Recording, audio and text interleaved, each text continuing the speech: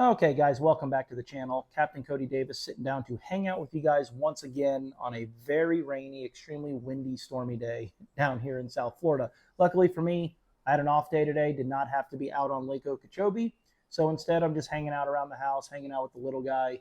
And while he's somewhat occupied, I thought I'd hang out with you guys for a little bit and shoot a video on a bait that I've been asked about so much over the last, well, since it came out, I guess maybe 2 months ago.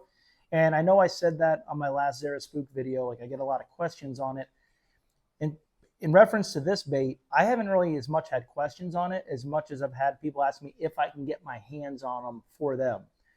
In recent history or recent time, I don't remember a bait that hit the market here locally that you literally could not get your hands on. As far as, I mean, when it hit the shelves, they were sold out. And that's what happened with this bait. I literally showed up to Okeechobee Fishing Headquarters the next day after these baits came out. I ran a trip up there. When I got done, I swang through there to hang out with Mike.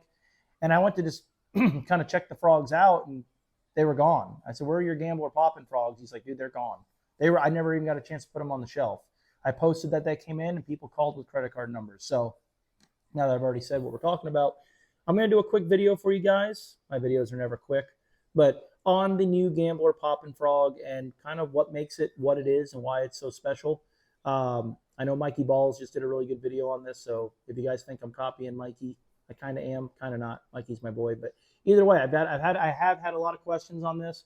But for a while there, I had so many people texting me like, "Hey, if you can get your hands on the frogs, buy me 10 and I'll give you the money the next trip I book with you," or whatever, because you were not able to get them. And I don't even think Val at Gambler thought they were going to take off as well as they did, but they did. And what's funny is we're kind of out of our frog season down here in South Florida. Where this bait really excels is spring through summer, or early summer. And due to quality control, Val wanted to make sure these baits were, when they came out, they were as he wanted.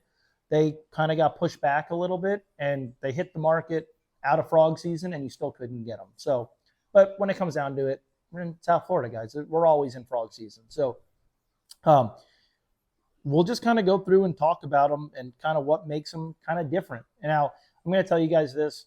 I don't want this to sound like a sales pitch. I don't want this to sound like, a walking infomercial for Gambler. Do I fish a lot of Gambler stuff? I do. I'm like good buddies with Val at Gambler. I am. But I don't talk about products that I don't truly believe in. You guys know that. And I am in no way paid or sponsored by Gambler. I fish what I want, but I do fish a lot of Gambler products because they work. I mean, you guys see that when you guys fish with me. And big fan of Val.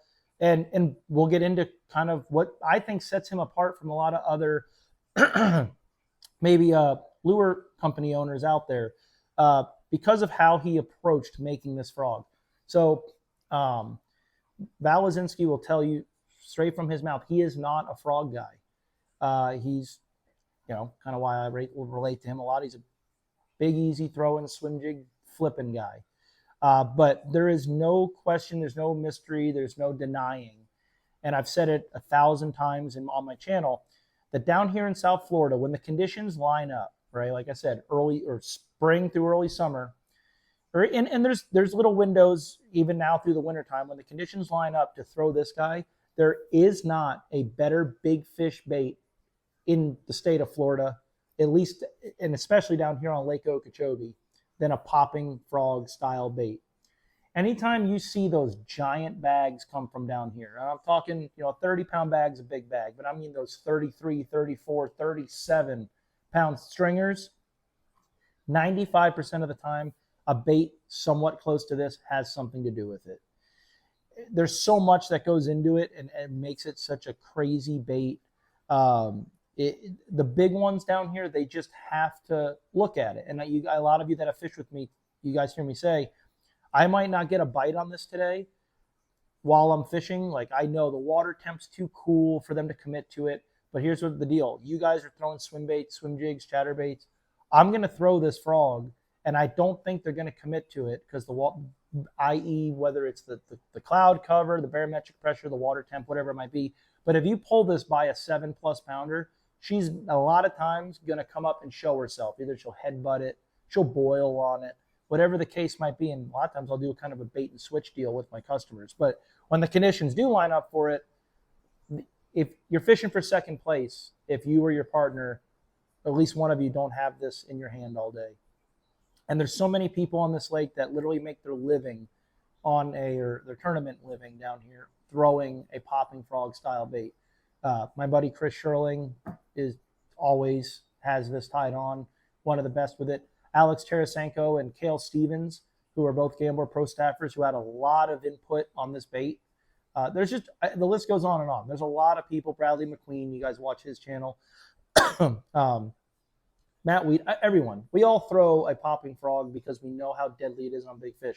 And a big reason for it is I think it's because it is a top water style bait.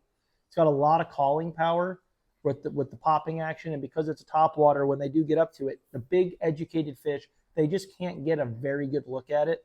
And it just, in our opinion, resembles a perfect imitation of a dying bluegill. And we'll get into that here in a minute. So going back to the bait, and what I think sets Val apart is he really got sick and tired of getting his teeth kicked in by the frog. And he said, I've thought about making a frog for a long time, but I want to make the right one. And he said, you know what, after this past year where we had, that day of 20 plus 30-pound stringers, the Jimmy McMillan Memorial, I think, had 12 over 30 pounds. During that Jimmy McMillan tournament, there were 12 bags over 30 pounds. And out of those 12 bags, I can almost guarantee you every single one of those came on a popping style frog. And he said, I'm going to make it right. So knowing he's just not a frog guy, he put it in the hands of the anglers. Some of the pro staff members on Gambler, like Alex Tarasenko and Cale Stevens, and I'm sure I'm leaving out some names, that had a lot of input on this bait. Basically, if you could make the perfect popping frog, you can make it. What are you guys looking for? So, and I think they did a phenomenal job, from the colors and just all the little details that we look for. So we'll talk about this one. This is kind of like an Okeechobee shad. I believe that's the name of the color. A lot of us throw a Zara Spook. There's Hayden Zara Spook in this color.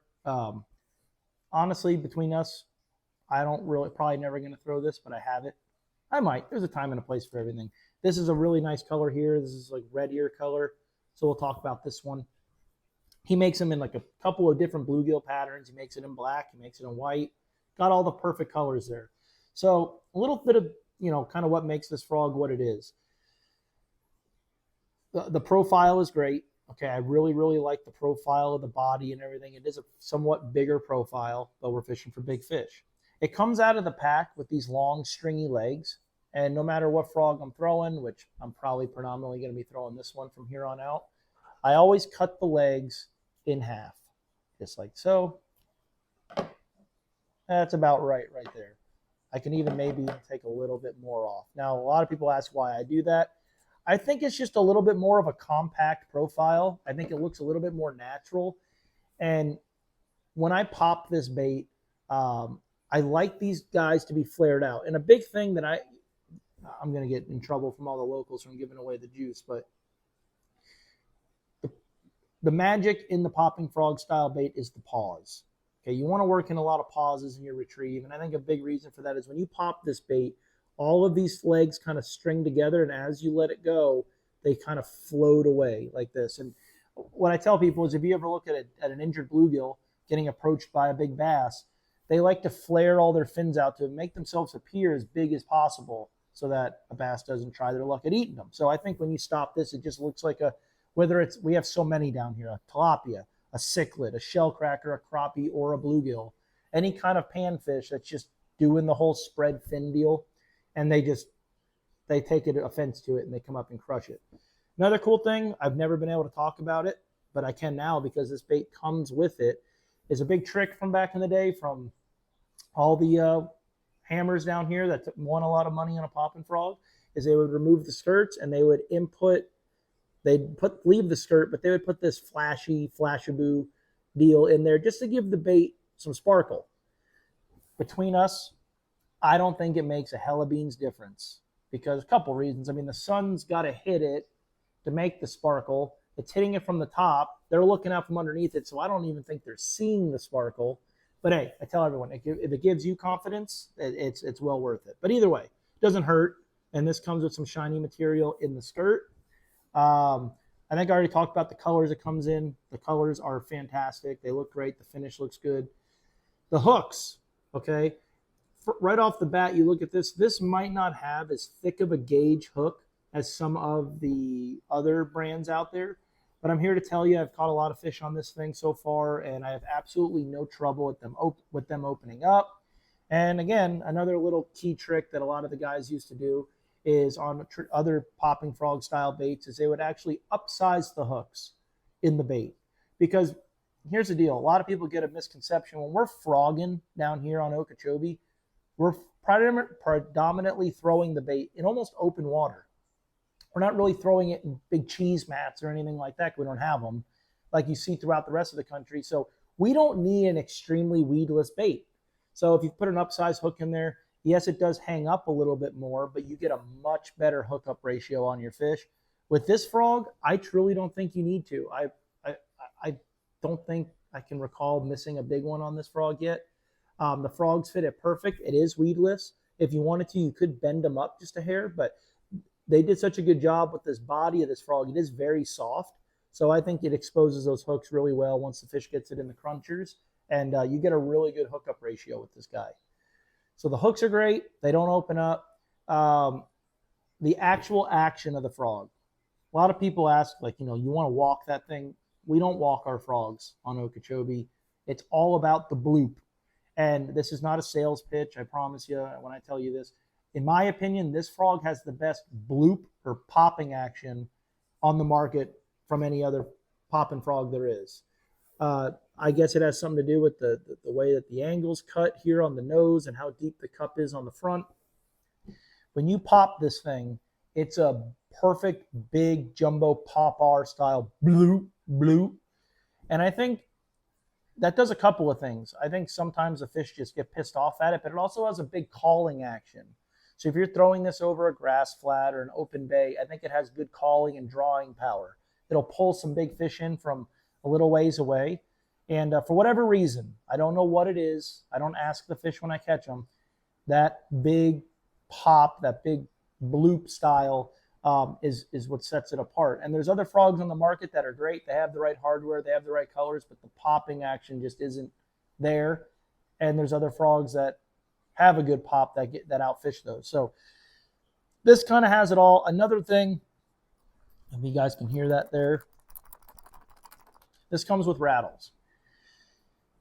I don't think the rattles do a damn thing as far as making noise or anything, because I think the blooping action, the blooping sound actually cancels out the rattles. But what it does do is it gives the bait a little bit more weight, helps it throw into the wind really well, which this bait does do. You can throw it into the wind well. And it also just helps the bait sit good in the water. This one kind of sits at like a 45. You don't want it sitting like this. There's other frogs on the market that sit up and down. You're losing that whole panfish profile. I like it to give it a big wide profile, and this bait does that. So I don't know. That's kind of just the highlights of this frog. They hold up fairly well.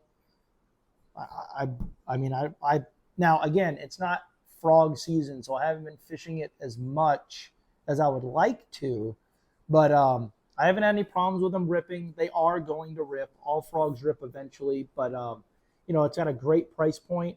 It's cheaper than a lot of frogs on the market, and I feel like you get more with it. So he's got a bunch of different colors. They throw great. Like I said, you can leave them long if you want to, but traditionally I like to cut them down, and you can play with it. You can always put new skirts and stuff in there if you want to, but either way, these frogs come right out of the pack ready to fish, and you don't have to do any tricking out or anything like that to them, and they catch some big fish. So that's my 2 cents on the new frog from Gambler. But if you guys have any questions or any comments, leave them down below, and book a trip, and we'll go this spring, go throw these guys around.